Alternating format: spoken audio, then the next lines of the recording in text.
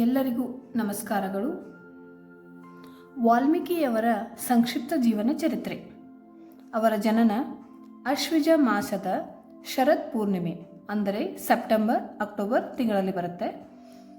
ಜನನ ಕಾಲ ಕ್ರಿಸ್ತಪೂರ್ವ 500.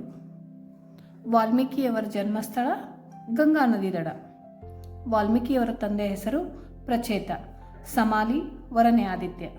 ಅವರ ತಾಯಿಯ ಹೆಸರು ಚಾರ್ಸಿ. ಅಜ್ಜ ಕಶ್ಯಪ, ಅವರ ಅಜ್ಜಿ ಅದಿತಿ. ಇನ್ನು ಅವರ ಬಾಲ್ಯದಲ್ಲಿ ಅವರು ಕಳೆದು ಹೋದರು. ಅಲ್ಲಿ ಬೇಟೆಗಾರ ಅವರನ್ನು ಬೆಳೆಸಿದ.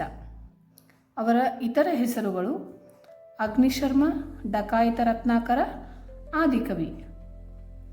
ಅವರ ವಿವಾಹ ಅಡವಿಯಲ್ಲಿರುವ ಮಹಿಳೆ.